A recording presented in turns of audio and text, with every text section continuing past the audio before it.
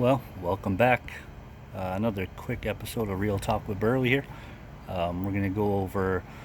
I had some people ask me, what should I use to try and catch fish in a small creek or small water somewhere? Because I always seem to be able to find something somewhere. We actually just went out recently. My cousin built himself a beautiful house out near a small river. So we ventured over there for half an hour and we caught ourselves a couple pike and walleye just on a whim. So I'm going to show you what the go-to is for me.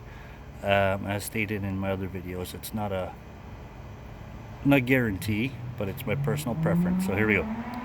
First off, I always start the day with spinner, a little inline spinner. This one here is a Blue Fox Vibrax number 3 in chartreuse and silver.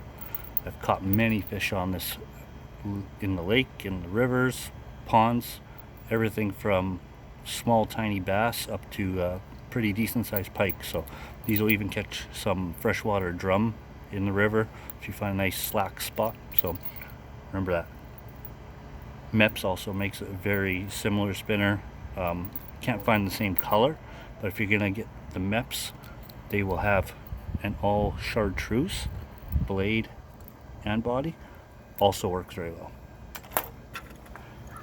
Another good go-to is spoons, all the way from this mid-sized spoon in gold and orange down to the trusty Red Devil. Most people know this. This is your grandpa's lure. It still works today. Definitely still works today. Caught a fish the other day on this one in the small river. They love that red and white. It's classic. It is classic. Another classic spoon to go to, 5 of Diamonds. Summer, winter. I have a buddy who swears by this one in the winter. Tip a little minnow on there, jig it for pike. Another popular method in the rivers and smaller creeks is the pickerel rig. Most of you probably either started with this or still fish with this. Very easy setup. You're gonna tie this directly to your line, put the hooks on, put a weight bell singer at the bottom. Boom, you're ready to rock. I like to do one worm, one minnow to see what they want that day and adjust from there. Another very fun method, if you can get on top of some fish, is bobber fishing. This one here is a slip bobber. Just thread your line right through there. What you're gonna have is they have bobber stops. If you don't have, you can throw a bead on there, tie a little piece of line in a little knot over top of it to get it to stop. But on that, you're gonna use a little hook or a little jig.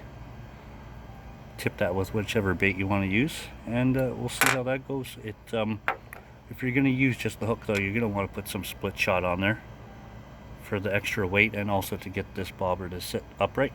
This one is weighted, so I don't need a split shot, but some of them are not weighted, so they won't exactly sit straight up. It also helps to stop the hook from going all the way up to the bobber. So what you're going to want to do when you get to these creeks and small rivers is you're going to fan cast. You're going to go straight, you're going to go left, you're going to go right, and you're going to want to try and get a read on what kind of structure you have there, whether you have weeds, whether you have rocks. You might get snagged at first. You're going to learn where your snags are. I find in the shallow water, you're going to want to actually bounce these spoons and spinners off of the rocks, so you get a good feel for that.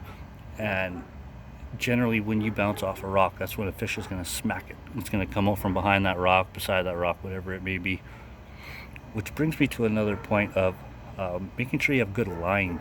If you're going to buy a combo from the store, Canadian Tire, Walmart, fishing hole, wherever it is, you might want to consider changing the line. I know it seems crazy, you're getting free line, but that line in some cases has been sitting on there for years. I've seen someone tie a perfectly good knot on and lose a jig, just snap right off. We thought maybe it was a bad knot.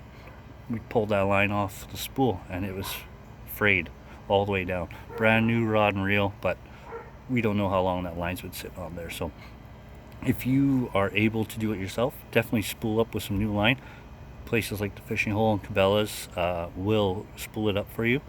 I don't know if there's a fee. I never paid for someone to spool my reel.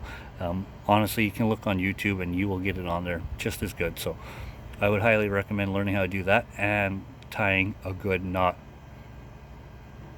Yeah, you know who you are. I'm looking at you. It's very important to learn how to tie a very good knot. I use the improved clinch knot.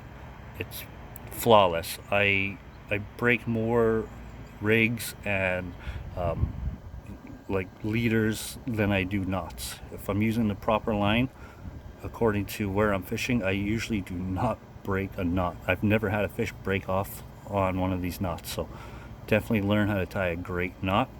Whichever one you decide to use, it's up to you, but learn it, practice it, pull on it, make sure it's good to go, because you would hate to lose a fish because that knot just let loose. It's heartbreaking. It's not breaking. So yeah, that's just a quick little rundown on how I fish small water. If you want to hit a creek inside the city where you live, go try out one of those, one of these, and you will probably find, at least, very least, you'll probably catch a couple small jack. They seem to be everywhere. Even when you think they're not, they probably are. So good luck to you, and stay tuned for some more stuff.